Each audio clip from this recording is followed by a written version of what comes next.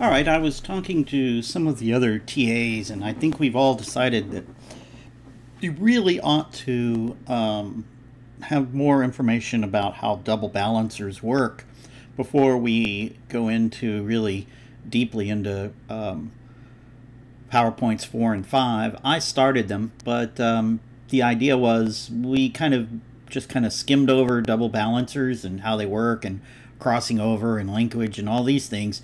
And those are very confusing things. And when we normally do this in the regular semester when we meet in class, you're actually out there doing this and crossing the flies yourself. And we're not doing that. You're doing it electronically. So we realized that because you're not actually physically doing it, you're not getting kind of the idea of how this works. And you didn't get the instruction of, okay, go cross your flies and see what you get, and then you go, oh, that's what a double balancer is. And so there's an actual physical activity where you got to actually see the results before we discussed it. And since you guys didn't get that, I'm going to do this kind of PowerPoint, because this is the PowerPoint needed in the laboratory to explain you, okay, go cross these flies and do this. So this is a little additional help because you didn't have a lab to go and experience this. I'm going to kind of run through this. These are kind of the instructions for what people would have been doing in the lab. So I'm going to go over this very quickly and then go back to those PowerPoints for week 4 and 5 that I had started, and we will hopefully they will make more sense. I'm also looking on the web for other videos, YouTube videos, that explain double balancers and linkage and that sort of thing, because they have animations, and this stuff really, animations help. So I'm going to look for something that has like a fancy animation to kind of explain how all of this works. And I'll put that on the YouTube channel for you. All right, so here's what you would normally be doing in the lab, and you'd be going actually and doing these things. And I will put this PowerPoint on the OneDrive as well, but you can read it here just as easily. So fly husbandry, that means mating. You're going to take flies and you mate them. And you kind of like pick out the ones that need to mate, and you put them together in a vial. And, you know, a few weeks later you have flies that are a cross between the males and the types of males and the types of females that you're interested in crossing. So you're always maintaining these cultures, and this is what this PowerPoint, or this is actually a PDF, is designed to do, is to kind of guide you through crossing your flies, which we're doing electronically, so you don't have to spend all that time in the lab. So you don't need to know about the crossing of them and how you cross as much as you would have, but you do still need to know how balancers work, and you kind of need to know what you should be crossing in the software. So here is a scheme that we had come up with to guide you when you're actually crossing the flies. So of course female and male here, so these symbols. So you would have taken 3 to 10 wild type female flies and crossed them with 3 to 10 mutant flies. That's the mutant that you didn't know. Now you actually know what your mutant is. That gives you a great advantage on this. Because if you're willing to work on your own and go study and look up how things work, knowing your mutant, you can find out everything ahead of time. You can actually find your results, and that's fine. You can do that. So you're going to take this one and this one, you're going to cross them. You're going to take these females and these males, put them in a vial together, and you would, after a few days, a week, you're going to end up with what we call the F1 prodigy. And with that F1 prodigy, you're going to record how many flies and the phenotypes in which you get results.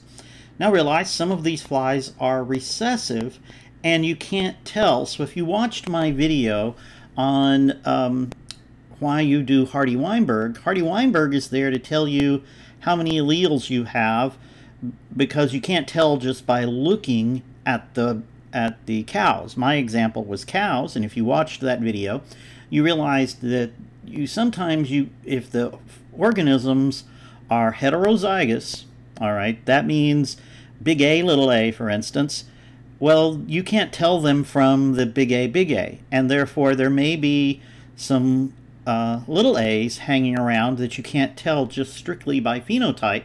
So you have to do a Hardy-Weinberg analysis to figure out how many little a's you actually have in your population. Well, that's kind of your problem here as well. And we're crossing these with balancers, double balancers, in order to figure out exactly how many heterozygotes we actually have, so we can figure out what our progeny, the nature of our progeny, and whether or not we are heterozygous at all. And that's kind of the need for these balancers and double balancer type flies, or these mutations on these flies, because they have certain properties. And there is a video you should probably watch before this one that I just saw on YouTube. I didn't make it, but it explains kind of what a double balancer is. So I will link that, and I will tell everybody to watch that one before you watch this one. So make sure you watched that one. Now, I also have a video talking about how to use chi-square with Hardy-Weinberg, and you will absolutely need to know how to do chi-squared.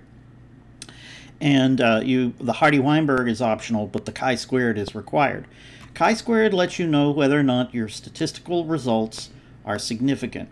All right, so you got certain results through a genetic cross, and you want to know if the changes were large enough to indicate that the change was random, or was it significant and it really meant something really was there. And that's why we do Hardy-Weinberg, and you have to do a Hardy-Weinberg to tell, because your numbers are a little fuzzy. When you do these crosses and you get your F1 progeny, for instance, or your F2, your numbers are close, maybe, to what you calculate you should get, but they're almost never exact. They're a few off here or there, and actually they can be quite a bit off, you know. They can be significantly off, in fact, so much so that you think you got the wrong result. But to try to reduce the chance that you get that, you need to do a chi-square. And a chi-square will tell you how far off you can get without rejecting your null hypothesis, or before accepting your alternative hypothesis, something like that. So notice I didn't say prove. All right, so moving on.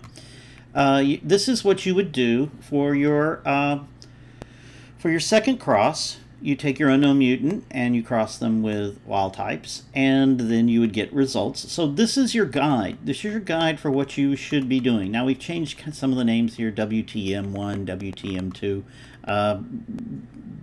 Just realize this is what you would have been doing in the lab, and this is what we want you also to be doing in the software. And this, I think, explains a little more. This is what you would be looking for in your, if you were actually doing the lab, but these are the crosses that you should have been making. All right, and those are in the other files, but I thought this one, and so did the other TAs, thought that this one was more informative. So you cross a wild type with your unknown mutant, and a known mutant with your wild type, keep track of males and females. All right, and you get the results. Now, you probably ought to do this a couple of times. I know it's come up where you do it even in the software. You do it once, and hey, they're a little off because the software is designed to not give you exact numbers. But more, if you do it over and over again, you get closer and closer to the correct amount. So the idea is you do these crosses maybe 3-4 times and add them up and run that as a single cross, with the idea that the more you do, the closer you get to the exact number, which will be closer to your calculated results. All right, so that's a little trick there that you can help get around that fuzziness so much, and check to see if you've been doing it right, because you do your calculations and you go, wow, I should be getting this. My numbers are off. The chi-square, it's close to being like significant, but maybe it's not quite. So what do? Well, you run it over and over again, and maybe your numbers will get closer to the known. So run the software and record the numbers with the same crosses, the same organisms, several times. Add those up and use those numbers, and those should be closer to the legitimate, the numbers that you calculate by hand that you should get. Because the software is designed to be realistic, and to be realistic, you don't get the exact numbers every time. All right, so now here, this is more having to do with the lab, and of course you're not doing that this semester, so I'm going to skip through this real quick. This is certainly, it'll be on the OneDrive here if you really want to read this. And let's see here. This is the piece that you really need to know right here. You ask yourself certain questions, and it tells you if you're dominant or recessive or even sex-linked. So when you get through with doing your 1 and 2 crosses in your overall results, it says, do any of your progeny have the mutant phenotype, yes or no? All right, and if you're looking at the right set of flies after you've crossed them, your mutation may be autosomal recessive, okay, if you say no to any of that. Then you say yes, then you go follow this. So if yes, I have some mutant phenotypes in my final crosses, are the mutants female? Yes or no? If they're no, then your mutation may be sex-linked recessive. If yes, then your mutation is dominant. So what this does, if you follow this flowchart, you at the end of your results, you should be able to go and tell yourself, this gene, this mutation that I am working with, it is autosomal recessive, or it is sex-linked recessive, or it's dominant. All right, so basically that's what we're doing when we do this first set of crosses 1 and 2, is we're actually trying to find this out, and the results that you get from that, you run those results through here, and boom, you should be able to determine whether or not you have an autosomal recessive, a sex-linked recessive, or a dominant trait. Now, writing assignment for them was a little different than yours, and I'm going to go back over writing assignment 1 just to make sure everybody gets it. It's still not due for quite a while, but I'll be going back over the results, and I'll check it all with you. So if you want to see what they used to do, you could read through this, but this is not your writing assignment, okay? Your writing assignment is different than them. What we do need to look through in these slides is some of this idea of independent assortment, crossing over, and recombination. So Mendel, when he first did his studies, he didn't know about linkage and crossing over and stuff like that. And what that has to do is realize that your chromosomes actually break apart, all right? And they can recombine. If you've had genetics, you've learned about this. You can read about it in books or online. But you need to understand that genes that are located close to one another, all right, move with each other, and they will essentially break off and move to the other chromosome. So you have more than one chromosome 1, and pieces of it will recombine and actually move to the other chromosome 1, and they'll exchange places more or less. And so they can jump around. And this crossing over moves certain genes onto a chromosome where there are a different set of genes on the other side, on the other chromosome. And this recombination, there is a certain frequency, and if you're close to another gene, essentially these pieces can be of various sizes and various locations. And if 2 genes are really close to one another, all right, then they tend to move together. Okay, so more often they move together. If you see a lot of flies suddenly coming up with certain combinations of genes that aren't supposed to be there, and they occur often, then you know that the genes are located very close. So that's where you come up with this idea of mapping units. If you end up with a lot of these flies that get these genes, these certain genes showing up together, then you know that those are close to one another. If they don't show up together very often, all right, then you know that they are further apart. And there are certain rules to, shall we say, that you're going to have to learn to figure out how many mapping units you are away from another gene. So your mutation is here. How far away is it from this other mutation or this other gene? And that's where we kind of get our balancers and our double balancers. There's a lot of things you can do, but there are these markers, these mutations that we can throw in there to tell whether or not or how far apart your genes are. And some of these are known, so you will know exactly where your your mutation is located. Now, of course, you do have an advantage in that you kind of know what your mutation is. So you can technically go look it up, but you do have to know how to do the calculations. Now, linked genes, that's exactly what I was saying. They do not sort independently. They are near each other, and therefore you get genes that show up too often together. That would be that you wouldn't expect. And so this is called a linked gene. And it happens on homologous chromosomes. And it occurs, well, that's not really true, but okay, occurs only in females in Drosophila. Now the linkage analysis, this is kind of what we're explaining. They're linked. Look how close these two are. Here, they're not linked, and they're on different genes. All right, different chromosomes, I mean. So here they're on a different gene. They're not going to be linked. Here, they're on the same chromosome, but they're way too far apart. So they're not linked. These are too far apart for you to ever see any significant linkage. Here, they're very close, so you'll see linkage. Here, they're on different chromosomes, and so you don't see linkage. That visual, I think, helps a lot. Now, if you want to learn about this, you need to look up this guy, Thomas Hunt Morgan. He's the guy who discovered it, and you'll get YouTube videos and stuff like that on it. And the idea is, when we cross two organisms, let's say we're crossing, these are our parents. When we cross them, all right, we expect to get certain combinations.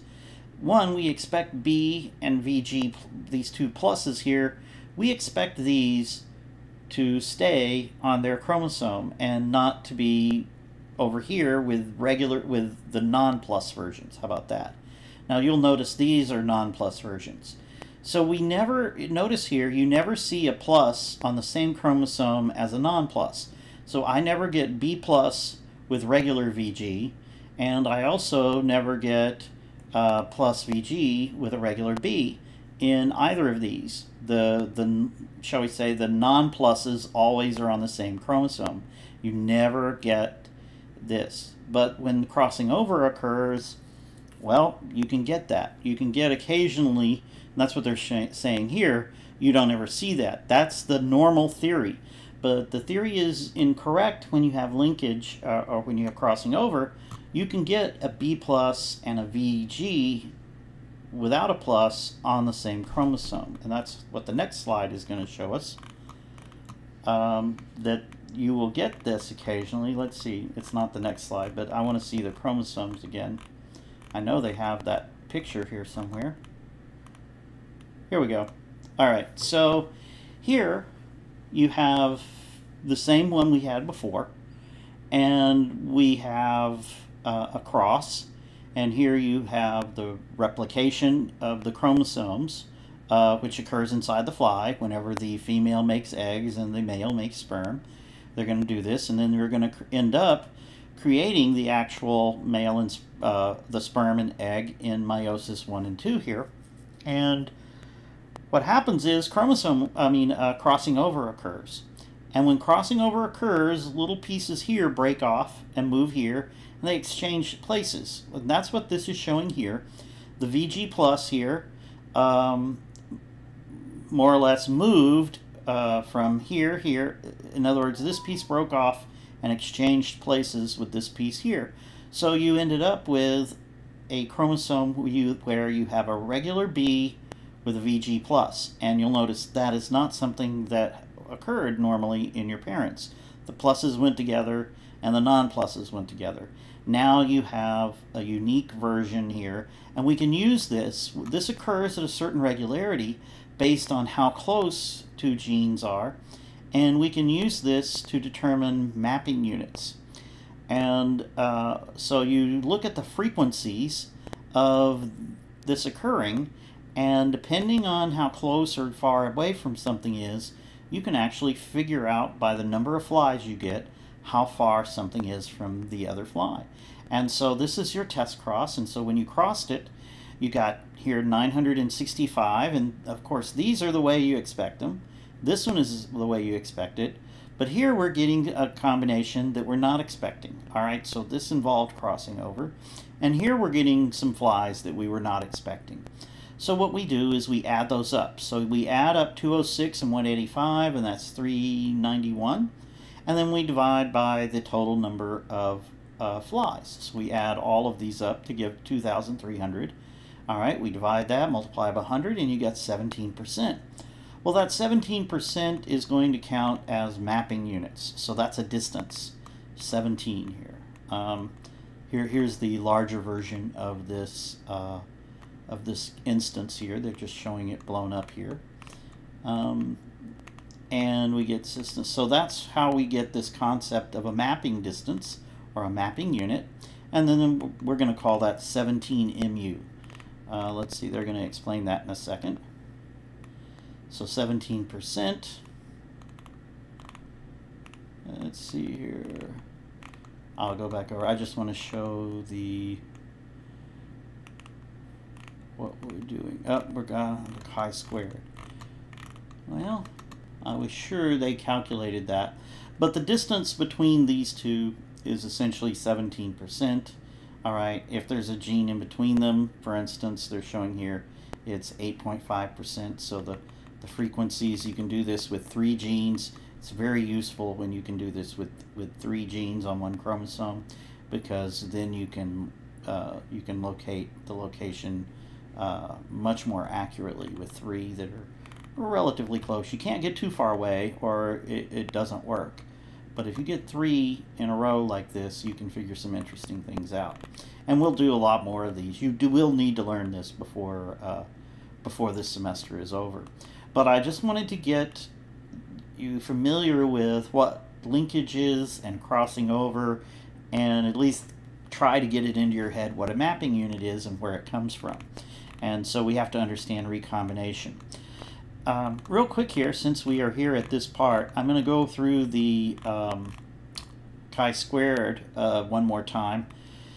I did this in a different video that was associated with Hardy-Weinberg, but also you can do it with anytime you have numbers dealing with flies and genetic results, you can do a chi-squared. In fact, the chi-squared is used to determine whether or not the variation you see in the numbers, the variation away from what you expect, is big enough for you to say, no, there's something wrong, all right? Or, no, it's maybe a little off, but it's not so far off that that we can consider it a false result. In other words, I'm expecting 30 white-eyed flies and 10 wild type as my results, and instead we get say 25 and some other number, 25 and 35 or something. We were expecting one number, we got a different number. Is that how much it's different from what we were expecting? Is it large enough for us to say that, well, we probably messed up somewhere? Or can we say, yes, I think that this is close enough for me to accept my theory. All right, my theory was correct. I said we would get a number like this, and we're close enough to that number for me to say it's okay. That's what chi-squared does for you. All right, and you use this formula. I explained that in a previous video, and we explained the null hypothesis and the alternative hypothesis in a different video. And we will need to learn to understand how to calculate the degree of freedom. That's going to be on you. And we learned that you have to figure out what you actually get and what you expected. Expected is what you would expect to get if you do the calculations and everything came out perfect. Your observations are what you actually see. So the computer will spit out some observed observations, but you're going to have to know what the expected ones are. You're expecting 50 and 50 and you got 60 and 40. You need to be able to fill out one of these charts and come up with your chi-squared here as your answer. And then you'll match that with your, what I call the magic number. I think it's 3.841 for the standard cross. That number could change depending on what you're doing. but and as a general rule, it's 3.841. And if you're above that, well, then you say, no, we're too far away. If you're below it, you can accept your, well, I don't want to say prove. Remember, you can't say prove, but you're okay with the numbers. All right, so realize here's how you can think about this. If you observe exactly what you're expected, in other words, if I had 50 here and 50 here, just like I expected, then chi-square would come out as 0. And so that means, oh, yeah, we got exactly what my model, my theory says we should get, and we had no error. So that's what chi-squared actually tells you. In other words, I'm off a little bit, but am I off so much that I have to reject everything and start over again? And if you're not above, in our case, 3.841, then you're okay. In other words, 0 is if you got the exact thing you're expecting. And you can get a little bit off of 0 here. If these numbers are a little high or a little low, either way, then this will vary from 1. And as you get further and further away from your expected, this number will get so large that you have to say, no, there must be something wrong here, and I need to redo my experiment or come up with another model as to why, of what I'm expecting with these flies. I'm crossing them and I'm expecting a certain number of offspring, and I'm just not getting the right number. So the idea is, if you're 0, you're perfect. All right, the closer you get to that magic number, the further you are away from perfect. And if you go over that magic number, then you pretty much have to reject your hypothesis, or you have to reject everything, actually. Start over with a new model. That's the way you're supposed to look at this. So here they show you one. You can calculate the chi-square numbers yourself. All right, and then you go look. And here's your typical chart. You have to know the degrees of freedom.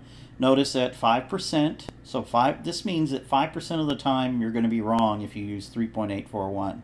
In other words, statistics are not perfect. Statistics are designed to just say probability.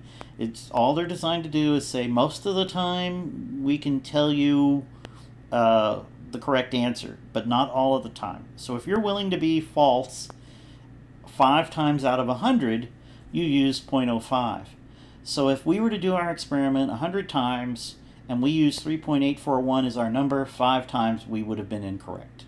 That's basically what this is doing, and we're willing to accept that, and that's with 1 degree of freedom. Depending on the number of variables you have to change the degrees of freedom, and you would be changing these numbers. So keep that in mind as you use these. You may be using more than 1 degree of freedom at certain times in here. Usually it's just 1, I believe. All right, so here's an example of a cross. All right, you observed this number. That's like you grew them in the real fly, so you run it through the program, but you were expecting this number.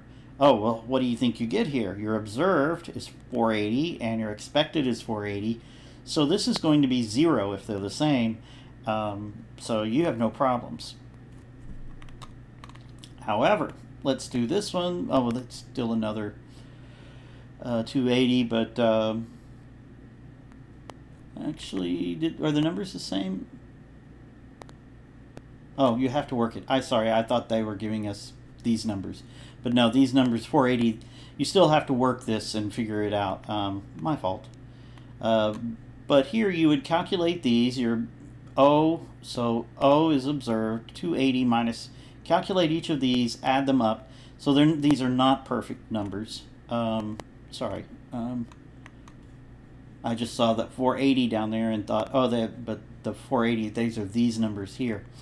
And ultimately you add these up, and if you get above your magic number, 3.841, then you have to reject. But we're good. We're below 3.841. We can, we're good.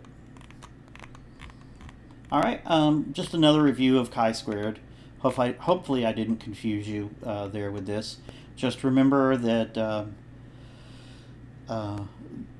you might, even with the software, calculate this enough. It might be off enough that you can get a bad number I don't know the algorithm that they use to calculate these flies, and maybe it's large enough to give you a wrong number occasionally. The one way around that is to run the software with your with the exact same crosses several times and add those up. That's perfectly legitimate. You can do it as many times as you want, and I can tell you that the more often you do it, the closer you will come to the perfect number. So if your number is supposed to be 50 up here, like what was the perfect one? Didn't we have a yeah, here.